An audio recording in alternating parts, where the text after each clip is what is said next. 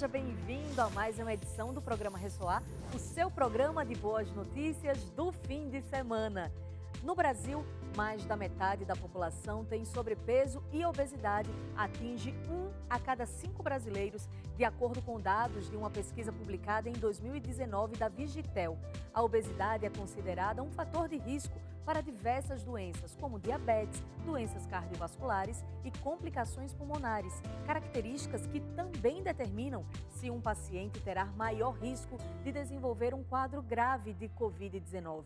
Esse é um dos temas do programa de hoje e olha o que mais você vai ver. O Conexão Social recebe o ex-atleta da Seleção Brasileira de Natação e mentor de alta performance, Joel Jota. E vamos mostrar no Ressoar Empreendedorismo que um grupo de teatro de Belo Horizonte está apostando na tecnologia do cinema para continuar a produzir espetáculos. Tudo isso e muito mais aqui no programa Ressoar. Um boletim do Ministério da Saúde sobre a propagação da Covid-19 no Brasil, divulgado no início de abril, apontou uma nova tendência relacionada às mortes por coronavírus. A obesidade estava mais presente nos óbitos de jovens que os de idosos. Crônica e progressiva, a doença é responsável por 4 milhões de mortes por ano. Ainda de acordo com o Ministério da Saúde, a obesidade influencia no surgimento de doenças como diabetes, hipertensão, além de ser fator de risco para o agravamento da Covid-19.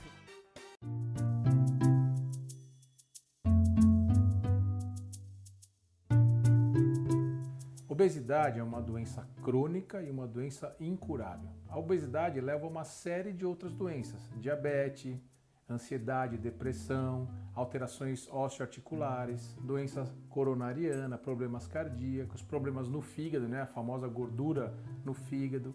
Só que a obesidade tem que ser tratada como uma doença, porque ela leva a outras comorbidades e atinge cerca hoje de mais da metade da população mundial. Se a gente somar sobrepeso e obesidade, a gente fala então em 75% da população. Então é importante entender e avaliar e tratar os pacientes de forma adequada.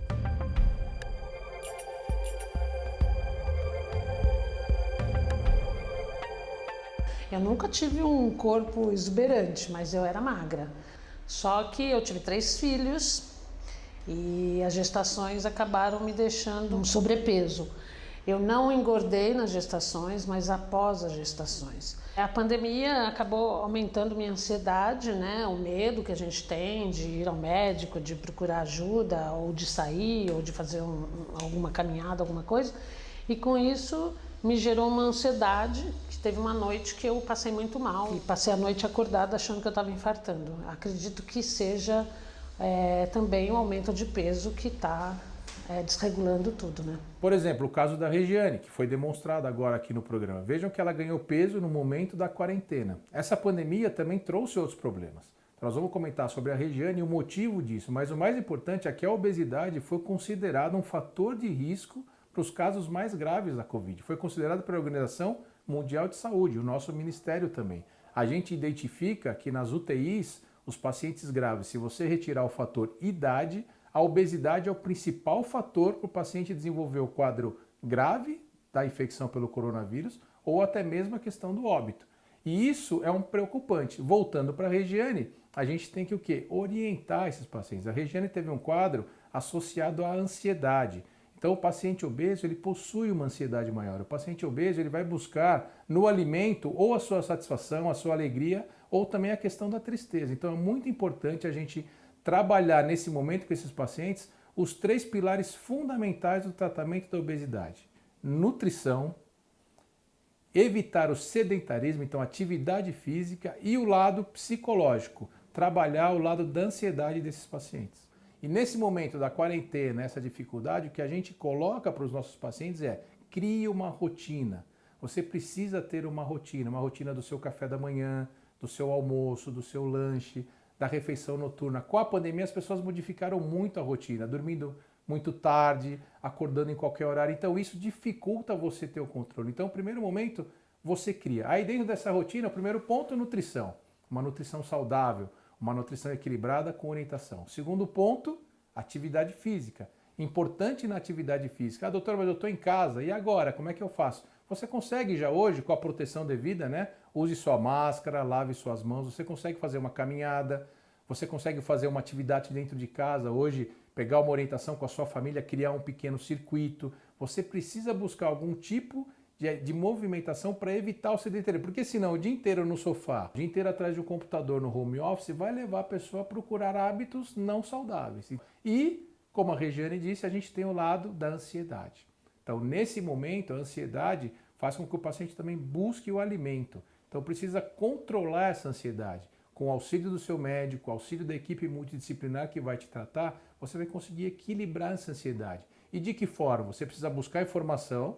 Estamos num programa jornalístico onde você vai ter informação sobre coronavírus, sobre a doença, mas também você precisa se organizar o seu trabalho, ter um momento para a sua família, assistir um filme com seus filhos, ler um livro, fazer algo para que você tenha um controle em relação a essa situação. Então, com esse desconforto que eu venho sentindo e o medo de morrer, né, eu acabei por resolver que eu vou fazer alguns cuidados para emagrecer. Então, comecei uma caminhada, vou começar a frequentar a academia do prédio junto com a minha filha, que também engordou, e diminuir algumas coisas da alimentação mesmo. Devido à pandemia, a gente eu já não estava seguindo uma alimentação certa, mas a pandemia acabou aumentando isso, né? Porque a gente fica muito tempo em casa, você come toda hora, você belisca toda hora, come muita coisa que não é saudável e acaba o peso vindo mesmo, não tem jeito. E como nós dissemos, né, fizemos aquela classificação dos níveis de obesidade, a gente vai ter o obeso leve, o obeso moderado e o obeso severo. Todos eles são fatores de risco de igual forma para desenvolver um quadro mais grave, né, em relação ao coronavírus. Então, se a pessoa possui obesidade, não é um momento de desespero, estamos aqui para passar informação. Então, é para que essa pessoa ela busque um auxílio médico, busque uma consulta, uma conversa online, ou busque curar no profissional, tomando todos os cuidados, né, de usar a máscara no consultório, você já pode buscar isso. E, principalmente, o paciente que está em casa e tem obesidade, se atentar aos sintomas. Os sintomas da coronavírus, a gente tem a tosse, aquele quadro leve, aquele quadro gripal, porém, febre persistente e falta de ar já são sinais e sintomas para que esse paciente procure um ambiente hospitalar. E também é importante a falta de ar, aquela falta de ar contínua, porque o obeso também liga muito para a gente. Eu me movimentei, subi 3 degraus de escada, fiquei cansado, mas se esse cansaço passa, não é quadro grave. Agora, se você está em casa com uma falta de ar o tempo todo, mesmo sentado com falta de ar, deve procurar no hospital, porque precisa de um atendimento o mais rápido para evitar o avanço num quadro mais grave da doença. E um fator importante que a gente tem na obesidade, considerar a obesidade como uma doença, quebrar mitos de que estou gordinho, mas estou saudável. Você pode estar com seus exames bons, mas você tem uma doença que em algum momento ela vai se manifestar. Então é importante quebrar essa barreira, procure um profissional capacitado, procure, né, entender o que a gente tem hoje. Então, são diversas armas para combater a obesidade. Então nós temos tratamentos medicamentosos, orientação nutricional, orientação psicológica, tratamentos endoscópicos com balão gástrico, com sutura gástrica, até mesmo numa cirurgia bariátrica. Então o recado que fica é: as pessoas precisam se cuidar. Mesmo nesse momento, hoje os consultórios, os hospitais já possuem protocolos seguros para que você possa passar por uma triagem, identificar o melhor tratamento e cuidar dessa doença que pode trazer agravantes muito sérios no futuro. Eu quero mudar minha vida, algumas coisas já estão mudando.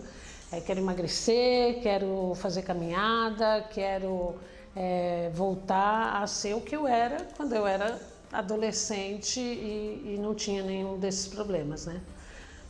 Acho que com isso tudo vai melhorar o meu colesterol, meu triglicérides, minha vida em si e até essa ansiedade.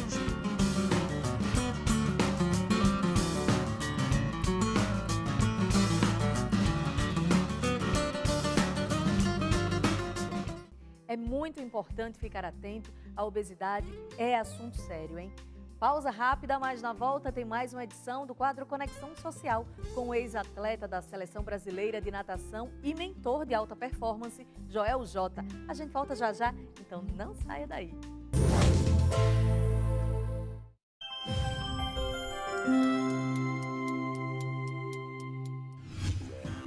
O Instituto Ressoar acredita que o jovem é o maior agente transformador da sociedade. Por isso, oferece a ele ferramentas importantes para essa transformação.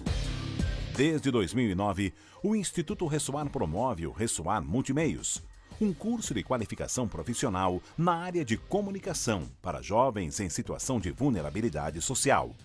Com o projeto, desenvolvem seus talentos, descobrem habilidades, recebem palestras de personalidades importantes e, ao término, muitos já conseguem o tão sonhado emprego. Instituto Ressoar, transformando vidas para uma sociedade mais justa. Estamos de volta com o programa Ressoar e chegou a hora do quadro que é pura inspiração, é o Conexão Social.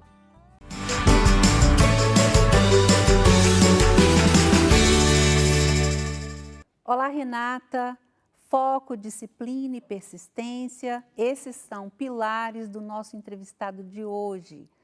Ele considera essencial para qualquer ser humano atingir o potencial máximo. Eu estou falando de Joel J., ex-atleta, campeão da Seleção Brasileira de Natação, mestre em ciência pela USP, autor best-seller e um dos maiores nomes de alta performance do Brasil.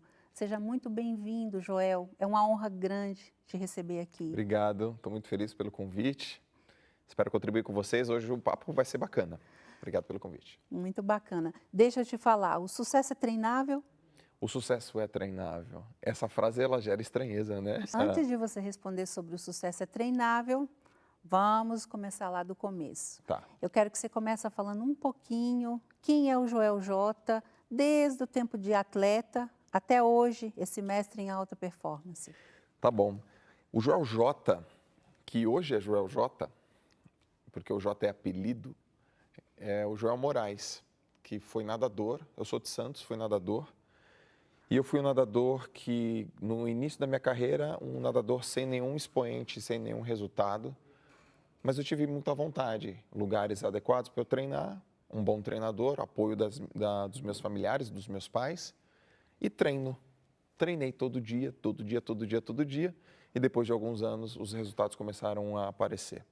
Fui atleta e me desenvolvi, campeão paulista, campeão brasileiro, atleta de seleção brasileira, diversos títulos. Mas quando eu era atleta, eu tinha uma facilidade. Além de ser fácil nadar, eu tinha facilidade para me comunicar com as pessoas. Então, um amigo aparecia lá no treino, eu falava, arruma seu braço. Arruma sua perna, faz desse jeito, faz daquele jeito. E como eu era o nadador mais rápido da equipe, eles me ouviam. O que eu não sabia é que ali eu estava construindo a minha comunicação e a minha liderança, mas eu não sabia. Depois eu fui fazer faculdade de educação física, virei professor, que foi também um grande encontro na minha vida, ajudar a contribuir, ser um pedagogo.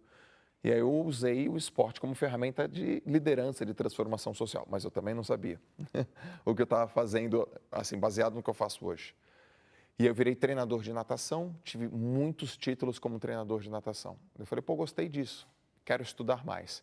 Fui fazer minhas pós-graduações, fui fazer meu mestrado, eu falei, agora eu quero dar aula na faculdade. Fiz o processo, virei um professor de graduação, comecei com uma disciplina, depois avancei, fui para outra disciplina, depois quando eu estava já com 2, 3 anos na faculdade, eu dei 3 disciplinas. Fui um professor condecorado na faculdade. No meio desse caminho, eu quis empreender, quis fazer coisas que eu pudesse ajudar mais pessoas e que tivessem o meu próprio estilo, o meu jeito de ser. Na faculdade de Educação Física, o dono da faculdade era presidente do Santos Futebol Clube. Então ele chegava para os jogadores de futebol e falava assim, treina aqui de dia e vai fazer faculdade, vai estudar. Ele estimulava o estudo. Então eu dei aula para muitos jogadores de futebol. E em um determinado momento da minha vida eu dei aula para o Neymar pai, que entrou na faculdade de Educação Física não para ser um treinador ou um técnico, mas entrou para aprender e para falar coisas melhor para o filho. E na época o Neymar Júnior tinha 14 anos. E foi lá que eu conheci eles.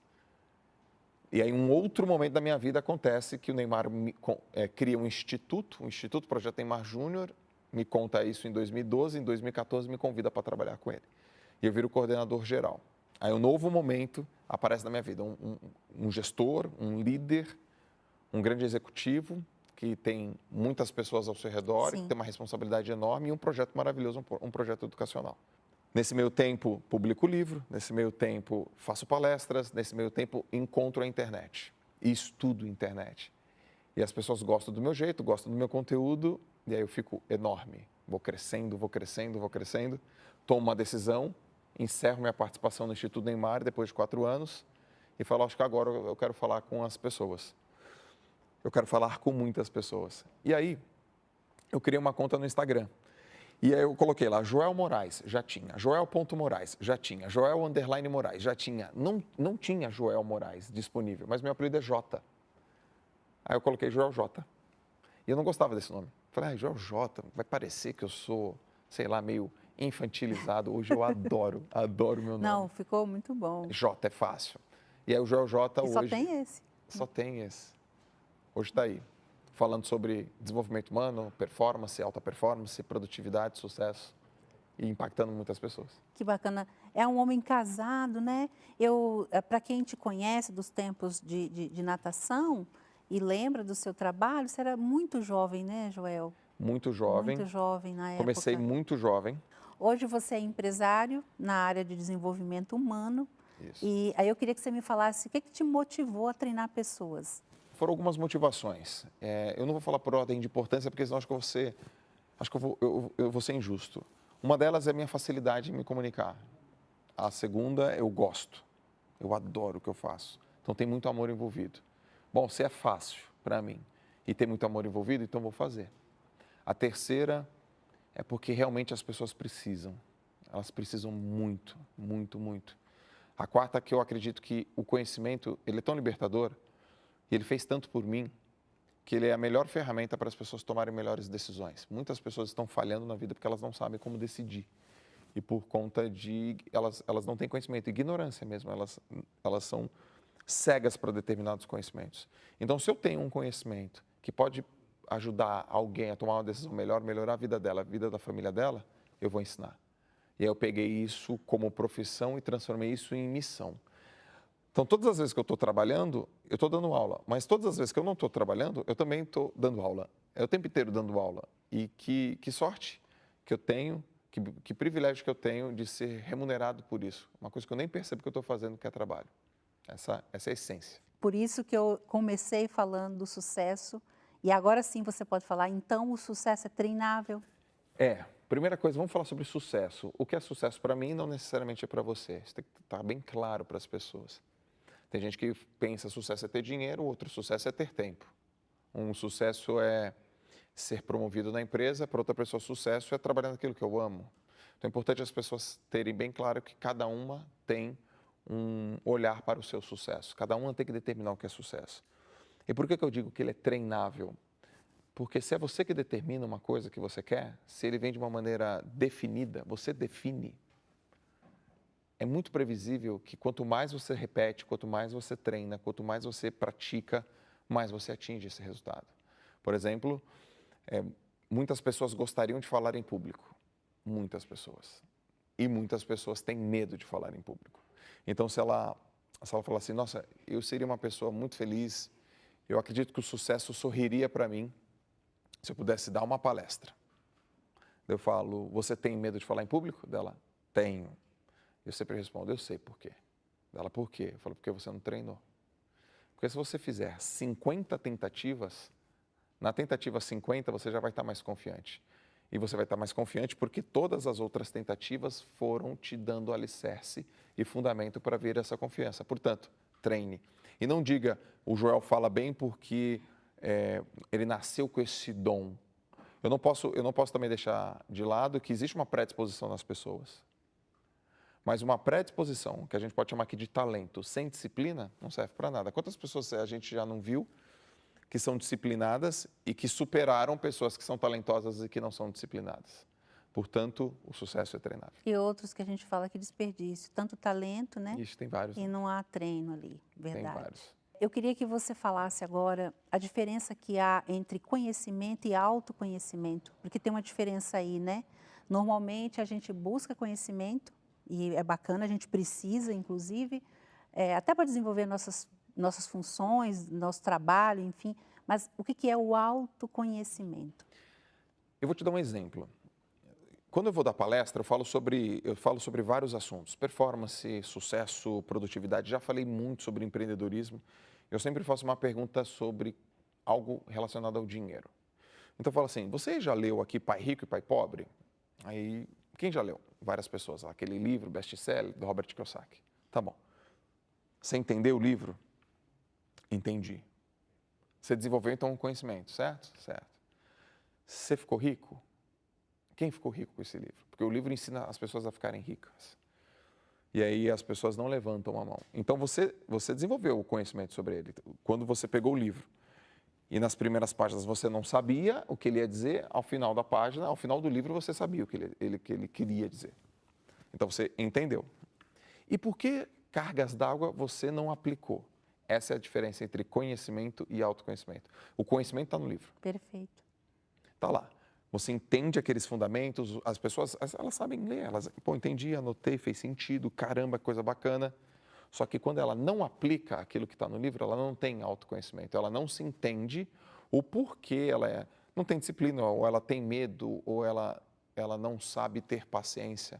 Eu acredito em 3 saberes que formam as pessoas, que tem a ver com o autoconhecimento. Saber fazer perguntas.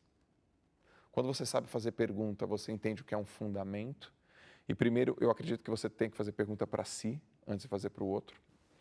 A segunda coisa é saber suportar as adversidades que a vida coloca, porque é previsível que imprevisibilidades vão acontecer. E a terceira é saber esperar. Poucas pessoas sabem esperar. Em outras palavras, poucas pessoas são pacientes. O sucesso vem na paciência. Muito legal. Eu queria que você falasse o que a pessoa precisa fazer para ela começar esse processo, porque é um processo, né? A gente começa e eu acredito que até o final você ainda está se desenvolvendo. Sim. Mas, assim, os primeiros passos, o que a pessoa precisa começar agora para ficar aware, né? Começar a ficar consciente. Tá. Eu tenho algumas sugestões que vão beneficiar. Muitas pessoas querem ter um plano perfeito para dar um primeiro passo. Tem que estar tudo muito claro, tem que estar tudo muito bem estruturado. A vida não é assim, a vida não é cartesiana. Então, a pessoa, primeiro, ela precisa começar com um pequeníssimo hábito.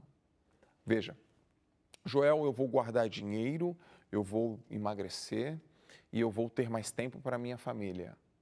Eu vou entrar, então, na academia, vou fazer 3 vezes na semana, vou correr 10 quilômetros e vou guardar 50% do que eu ganho. Esse tipo de abordagem é bonita no papel, mas ela não se consolida na vida real. Por quê? Porque é tanto esforço e é tão grande que a pessoa tem dificuldade de manter a consistência. Eu falo, ao invés de você fazer 3 vezes na semana academia, faz uma flexão de braço por dia. Só umazinha. Hoje, agora, uma.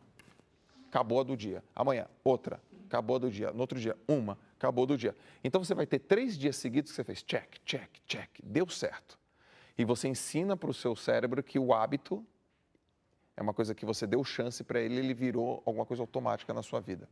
Então, primeira dica, comece com pequeníssimos passos, micro hábito. A segunda dica, não coloque plano B nas coisas. O plano B tira o foco, porque as pessoas esperam ter um resultado de 100%, colocando um foco de 50%.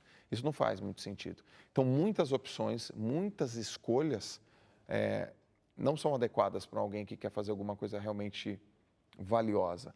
Mas, Joel, poxa, mas eu tenho que fazer as coisas e se der errado, eu tenho que ter um plano B. É que as pessoas confundem o plano B de um ajuste. Então, você determina um objetivo na sua vida. Esse é o plano. E o ajuste é o planejamento. Então, mais importante que o plano é o planejamento. Porque quando uma pessoa erra, o fracassar não é o oposto do sucesso. O desistir é. Então, quando alguém fracassa e desiste, aí ela criou um plano B. Você fala muito em foco e disciplina. Até a gente falou no começo que você considera essencial isso para o processo de desenvolvimento, para a pessoa chegar ao máximo. Sim. Como é que a pessoa consegue foco e disciplina, Joel? Tá. A disciplina, para mim, é liberdade. Disciplina, para mim, é algo que realmente é poderoso. É o poder pessoal que a gente tem, é fazer todos os dias a mesma coisa. Aí tem gente que confunde com a rotina. Ah, João, mas aí a vida vai ficar uma rotina. Sim, é importante ter rotina. O que você não gosta é de monotonia. É fazer todos os dias a mesma coisa da mesma forma. É diferente de fazer todos os dias a mesma coisa de maneiras diferentes. Então, busque rotina e não busque que isso seja monótono. A disciplina traz isso. A segunda coisa, foco. O foco é saber dizer não. Por quê? Porque no mundo Isso é abundante... muito interessante, né? As pessoas, elas confundem o foco, elas acham que é ficar ali muito focar. Não, é dizer não para Dizer não algumas é uma... coisas. Nossa, é uma É pessoa... libertador, né? Libertador. Se você estiver do lado de uma pessoa que sabe dizer não, você está do lado de uma pessoa focada. E aí você vê, o mundo abundante, cheio de oportunidade. E opções. Opção pra caramba. E aí a pessoa fala, eu vou pra cá porque isso aqui é legal também, eu vou pra cá porque isso aqui é legal também, meu Deus do céu, isso aqui pra cá, e assim vai. Eu tenho uma frase que me guia, toda oportunidade é uma oportunidade, mas Joel, nem toda oportunidade é para você. Isso já me deixa esperto. Saber dizer não, isso não, não. E talvez seja um não momentâneo, não agora, não por hora. Por quê? Porque eu tenho Não é o momento, né? Não é o momento. Agora eu preciso começar esse projeto. Mas eu preciso continuar nesse projeto e eu preciso concluir esse projeto. Muitas pessoas começam, poucas pessoas terminam. Eu tenho uma frase que eu gosto que é assim, ó. Muitas pessoas começam forte, poucas pessoas terminam forte. Então você não precisa começar forte. É só você não parar. E o foco, ele faz isso com a gente. Capacidade de dizer não, capacidade de ser disciplinado, capacidade de se comprometer com aquilo que você disse. Quer ver uma coisa interessante? É muito comum ver nas mídias sociais assim, a pessoa ir na academia, bater foto e falar, tá pago. Aí eu fui lá um dia no meu Instagram e falei, eu fiz uma foto, bati a foto e disse assim, não tá pago, não é dívida, tá feito porque eu disse que eu ia fazer. As pessoas falaram, putz, isso virou a chave. Olha só. Então eu falo, a disciplina é a capacidade de você obedecer a você mesmo. Você diz que vai fazer uma coisa, você vai lá e faz aquela coisa. Só que, Joel, por onde que eu começo? Pelas pequenas atitudes. Ah, isso é maravilhoso. Muito legal, né? Uma coisa que as pessoas perguntam, Joel, e você deve ter ouvido muitas vezes isso, como vencer a preguiça e acabar com a procrastinação? Ou coisinhas terríveis, né? Destruidores de futuro, de destino das pessoas, né? Vou começar pela procrastinação. Esse nome é um nome feio, né? Procrastinar, deixar as coisas para depois. Mas, em essência, o ser humano é procrastinador. Primeira coisa, as pessoas procrastinam. Eu também procrastino. Sério?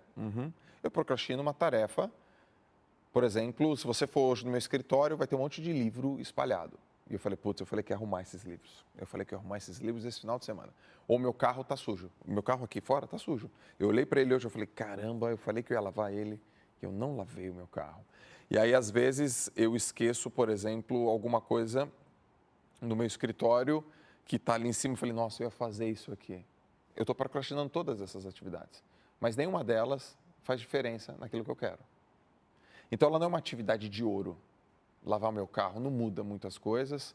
Os meus livros em cima da minha mesa não mudam muitas coisas. O que muda as coisas é se eu comecei o livro e se eu termino ele. Então, primeiro eu tenho que saber quais são as atividades essenciais da minha vida. E tem algumas que não são, que são, vamos dizer assim, desprezíveis, que são neutras, vamos dizer assim, neutras. Nas atividades essenciais da minha vida eu não posso procrastinar de jeito nenhum. Então, a procrastinação é uma coisa natural, a pessoa precisa saber o que é realmente vital. E aquilo ela não pode procrastinar. E a outra é a preguiça. A preguiça... É uma meio que irmã da outra, é uma assim? que irmã da outra. Então, por exemplo, se você pega uma pessoa preguiçosa, você pega uma pessoa que está negligenciando o poder. Ela dá as costas para o poder. Porque se tem uma pessoa que é disciplinada, que ela é comprometida, que ela faz a tarefa que ela tem que fazer, ela vai se desenvolver muito mais rápido. E a preguiçosa geralmente está associada com a irresponsável. E qual que é o problema do preguiçoso / irresponsável? É aquela pessoa que sabe o que tem que fazer e mesmo assim não faz. E aí esse cara não tem consciência, essa mulher não tem consciência. E o mundo não sorri para quem é preguiçoso. Não sorri.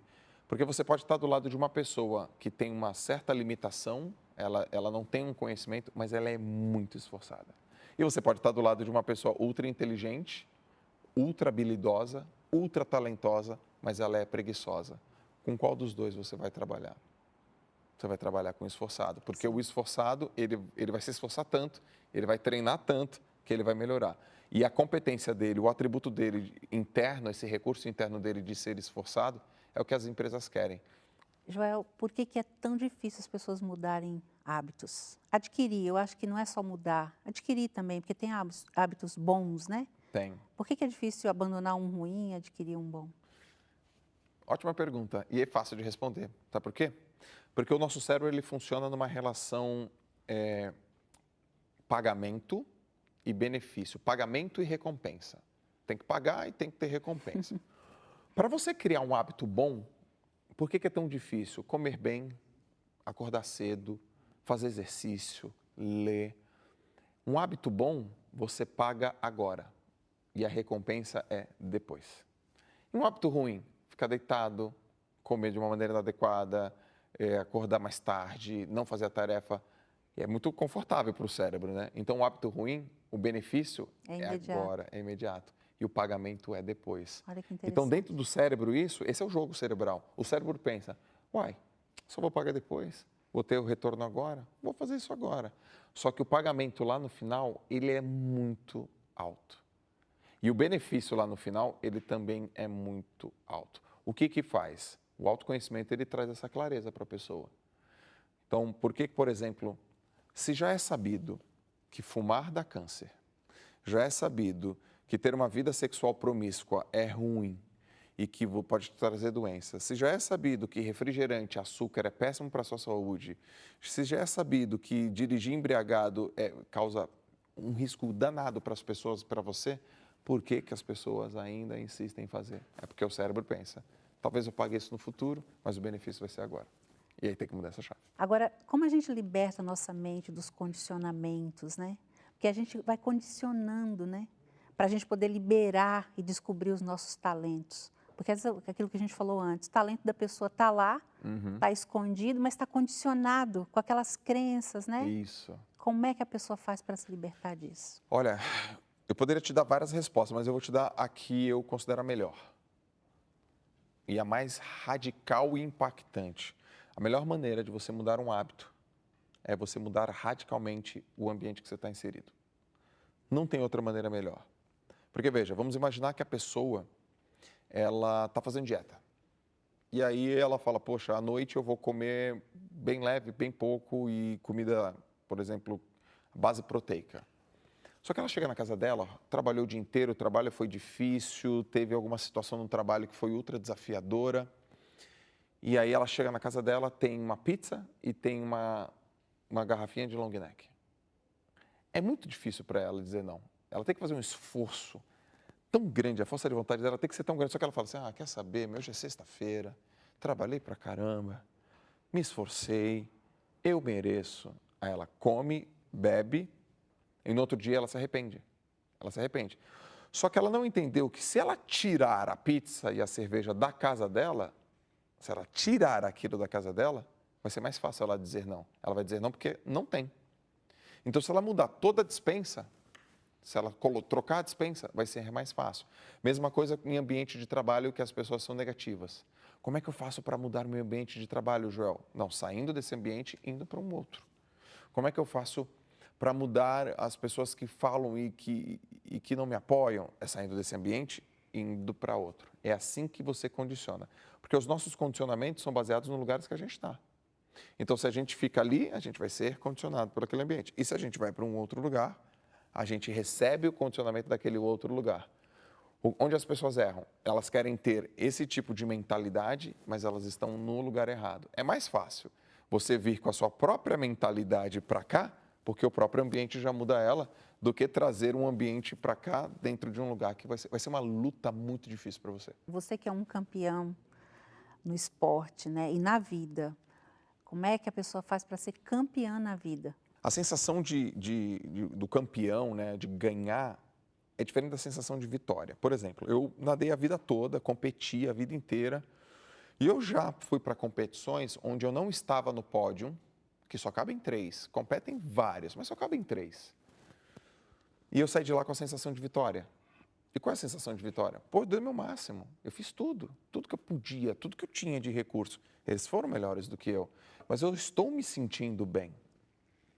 Eu também já aconteceu de chegar no pódio e ficar em primeiro e não tá com a sensação de vitória. E eu era o campeão lá, eu ganhei, né? Eu era o ganhador, o vencedor. Mas eu não tinha dado o meu máximo. Portanto, como é que faz para ser um campeão? Você decide. Eu gosto de falar uma coisa assim, ó. Ganhar não é tudo. Querer ganhar é tudo. Então, você decide ser o melhor que você possa ser. Ao decidir, eu quero ter uma vida melhor sempre. Eu quero ser o melhor que eu posso ser. Ao decidir, você tem que encontrar um ambiente que pensa como você. Um ambiente que tem a cultura, que tem o DNA, que transpire, que tem o oxigênio como você quer ter. Então, você tem os pontos de sinergia. E depois, você tem que encontrar um grande professor, um grande treinador, uma grande treinadora, uma grande professora.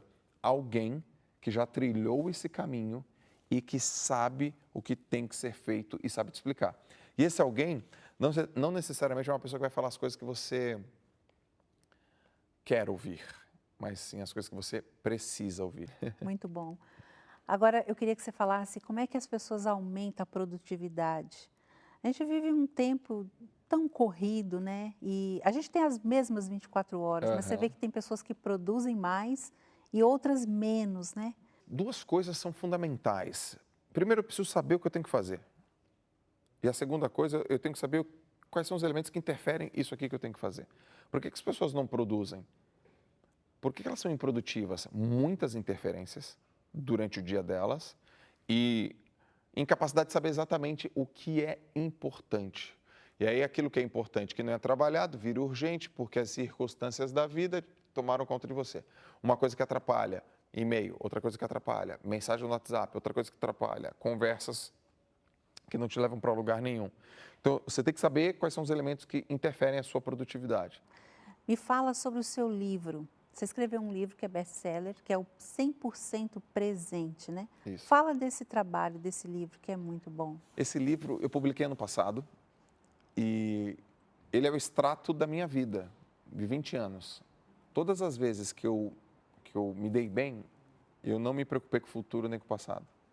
Todas as vezes que eu me dei mal, eu me preocupei com o futuro ou com o passado. Por isso que veio esse nome, 100% presente, e não 99% presente. A vida é aqui, a vida é o agora.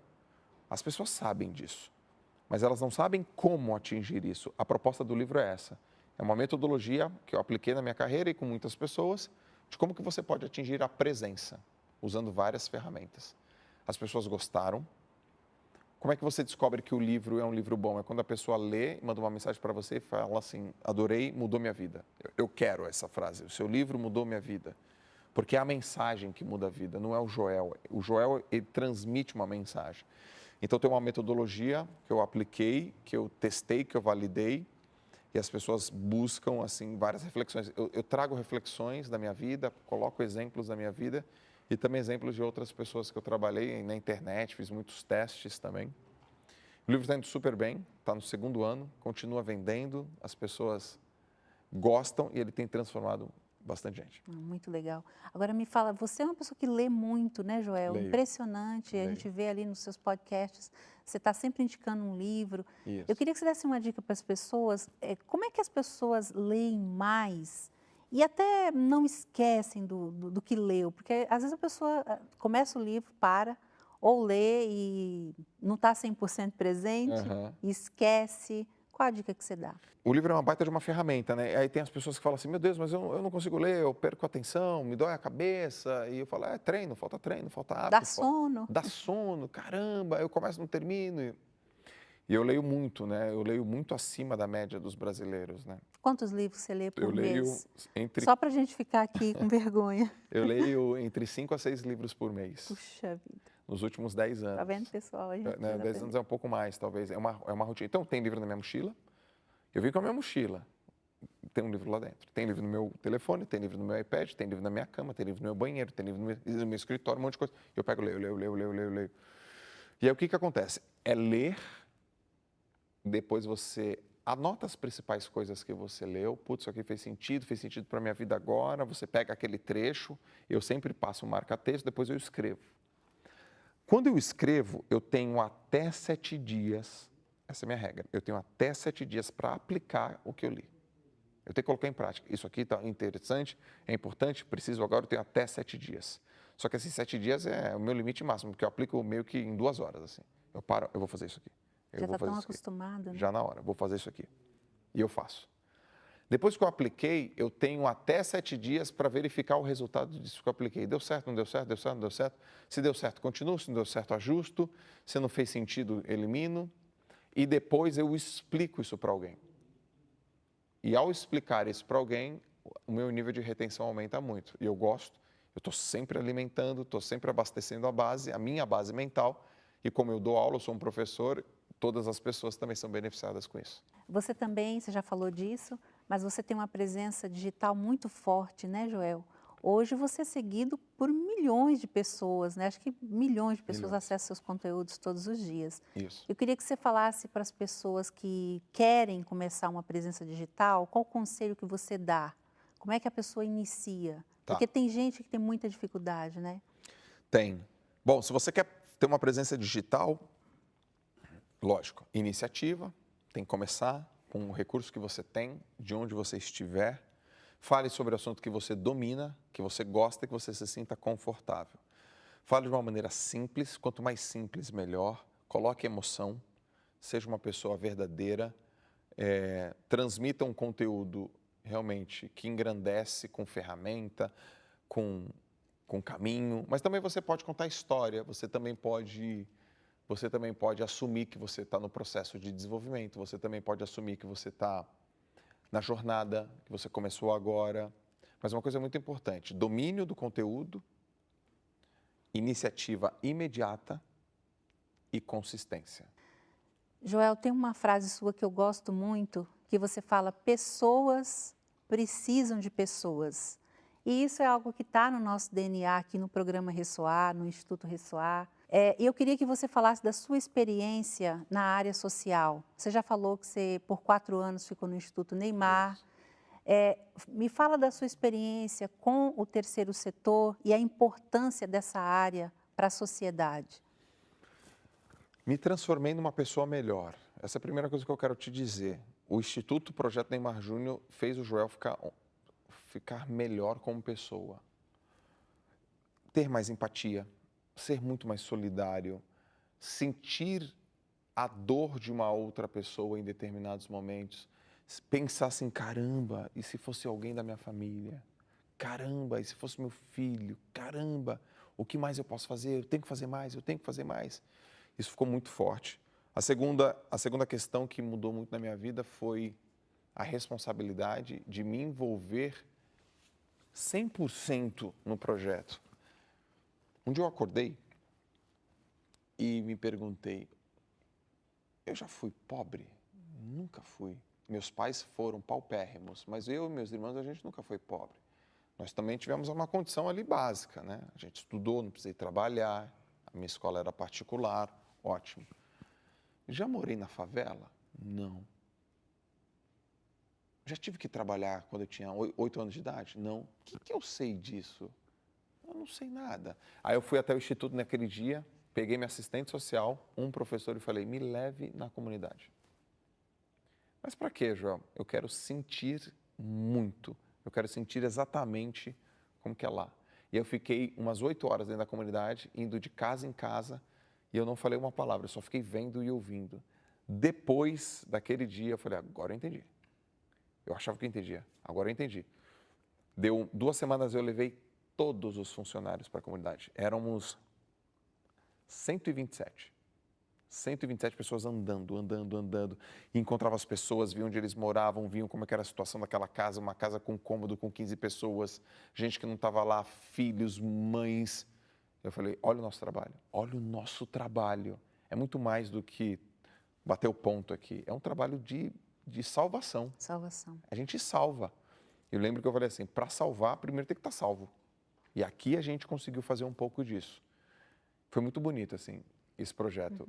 E eu tenho isso na minha veia, tenho na minha essência, também contribuí até o resto da minha vida. Muito legal. A 3Ps também tem essa cultura, né? Tem. Fala da importância do investimento social privado, que hoje a maioria dos institutos sobrevive a isso, né? Sim. É muito importante, Joel, para a empresa participar, para o instituto que recebe. Fala um pouco da sua experiência, já que você já esteve do lado de lá também, né? A gente sempre ajudou, mas de uma maneira, vamos dizer assim, mais tranquila, não é tranquila talvez, mais tímida. Eu ia lá, ajudava, mas eu não era uma pessoa intencionalmente contribuidora. E aí a gente decidiu que a gente vai contribuir mesmo, não só com dinheiro, mas com tempo. Eu quero ir lá, eu quero conhecer a criança, eu quero conhecer a pessoa, eu quero conhecer o lugar e contribuir com dinheiro. E as pessoas ao meu redor, os meus amigos que têm hoje um posicionamento muito forte na sociedade, que são empresários, eles também ajudam. E até com a influência, né? É muita influência. Por você ser alguém que inspira. Igual você estava me falando que eu ia fazer um trabalho com jovens. Quantos jovens você não vai salvar? Você não vai tirar das drogas, você não vai dar um futuro, um destino que os nossos jovens precisam hoje, né? Exatamente. Então eu posso doar o meu tempo em forma de conhecimento, eu posso doar um recurso financeiro em forma de uma parte da minha empresa que eu faturo, eu posso doar experiência, eu posso doar inspiração, exemplo. Eu tenho que fazer isso, eu tenho que devolver. Então, eu gosto muito da questão de ter abundância, porque quanto mais abundante eu for, mais eu consigo fazer essas coisas. Então, isso para mim é uma relação que não dá para uma viver sem a outra. Então, a gente tem isso muito forte na 3Ps, que é a 3P social, a gente ajuda instituições, nós temos projetos em desenvolvimento na área esportiva. Minha esposa, eu não disse, ela veio de um projeto social. Olha. Lá de Goiânia. E ela foi uma excelente nadadora de seleção brasileira, começou no projeto social. Ela é irmã. E foram as duas maiores, até hoje são as duas maiores nadadoras do estado de Goiás. Eu queria que agora, para a gente encerrar, você falasse diretamente para as pessoas que estão em casa. A gente sabe que tem pessoas perdidas, né, Joel? Não é muito difícil da gente encontrar pessoas sem rumo. Às vezes porque quebrou, agora nesse momento de pandemia, às vezes porque perdeu o emprego, porque perdeu um ente querido. A gente, infelizmente, tem. E eu queria que você falasse o que essa pessoa pode começar a fazer para sair dessa situação. Eu acredito que nesse momento que a gente está ultrapassando, sem precedentes, na nossa geração, a gente nunca viveu um momento que nos pegou assim de calça curta. Algumas pessoas melhoraram, muitas pessoas sofreram. Muitas pessoas continuam sofrendo. Eu acredito em 3 coisas. Primeiro, vai passar. Segundo, a gente vai sair mais forte. E terceiro, a gente vai aprender pra caramba. É isso que eu quero acreditar. Eu tenho uma fé com relação a isso. Eu tenho uma esperança com relação a isso. Mas como diz o Mário Sérgio Cortella, não é esperança do verbo esperar. É esperança do verbo esperançar, ou seja, de agir. Então, eu faço o meu papel, eu dou o máximo que eu tenho e eu acredito que quando eu der o meu máximo, o universo, o mundo, a sociedade vai tomar conta do final. Eu queria que agora, Joel, você falasse dos seus contatos. Eu sei que você já é muito conhecido, mas se você quiser falar de um treinamento seu, não sei quais são os projetos. Você teve o Aliança agora, né? Putz, foi Aliança. Até parabéns pelo projeto. Obrigado. Muito bom. Bom, eu tô lá no Instagram como @JoelJ, e o J você escreve J-O-T-A. Eu tô também no YouTube assim, @JoelJ. Lá você consegue encontrar tudo meu. Uma parte da minha vida, uma boa parte da minha vida é para ensinar as pessoas através de treinamentos, de mentorias, a como que elas podem ter mais performance. Basicamente, em algumas áreas. Reconhecer e manifestar o talento delas, terem mais saúde, terem inteligência emocional, serem pessoas que são mais competitivas, que desenvolvem mais competências e serem pessoas que realmente usam o ambiente que elas estão inseridas em benefício delas. Esse combinado de coisas de uma maneira realmente estruturada e sistematizada vai fazer com que ela atinja o sucesso que ela tanto almeja. Muito bom. Show de bola. Muito obrigada pela presença, viu? Foi uma honra grande. Fica aqui, o programa à sua disposição. Volte mais vezes, viu? Obrigado. E parabéns pelo seu projeto. Obrigada. Foco, disciplina e treinamento, essas 3 palavras resumem Joel J. Muito bom e inspirador também, viu? O intervalo é bem rapidinho, não saia daí porque o programa ainda não terminou, hein, meu povo? Na volta do bloco, vamos para Belo Horizonte contar mais uma história no quadro Ressoar Empreendedorismo. Estamos de volta com o seu programa de ótimas notícias. Um grupo de teatro de Belo Horizonte está apostando na tecnologia do cinema para continuar a produzir espetáculos. Com o uso do Chroma Key, eles conseguem fazer lives contracenando juntinhos na tela, mas bem separados no palco. Bora lá? As cadeiras podem até estar vazias, mas o espetáculo tem que continuar.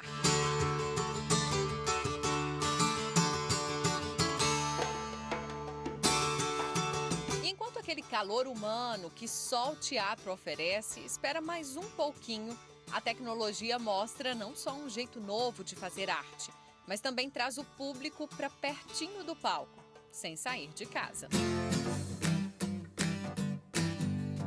A gente entende que é uma situação provisória, claro que a gente não sabe o que vai ser o novo normal, mas isso vai passar em algum momento, né? Mas positivamente falando, a gente teve, né, um novo produto, né? A gente tem um novo produto, porque não é o espetáculo mesmo do teatro. A peça Moana reproduz um clássico do cinema infantil e conta a história da filha do chefe de uma tribo polinésia que busca uma saída para salvar seu povo. O espetáculo será apresentado de forma remota, por meio de uma live na internet. Tudo de forma emocionante. O cenário é assim mesmo: marcações no chão, tecidos em verde e azul e blocos de madeira. Os atores mantêm uma distância de 3 metros uns dos outros e ficam de costas. Mesmo assim, aparecem lado a lado na tela da TV. Até se abraçam. O Chroma Key é um recurso digital muito usado no cinema, né? E a gente foi beber nessa fonte porque a gente tinha uma grande questão: como fazer o espetáculo mantendo o distanciamento social entre os atores. E esse efeito ele permite isso, não só o distanciamento, como a aplicação de vários cenários virtuais. Vencer o nervosismo normal em qualquer estreia não será o único desafio dos atores.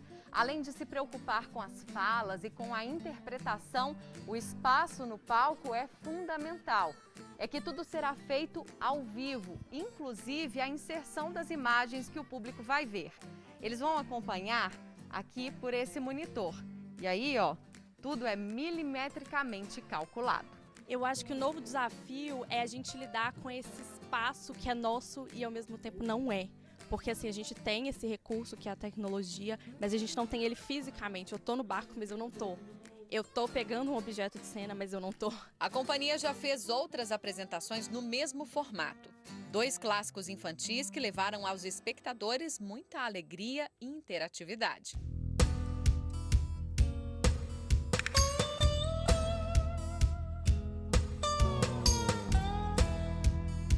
Cada live é muito preciosa, cada visualização, o apoio do público, mais do que nunca, é fundamental para que a gente possa continuar mantendo o nosso trabalho, né? Essa live com certeza vai impressionar muita gente.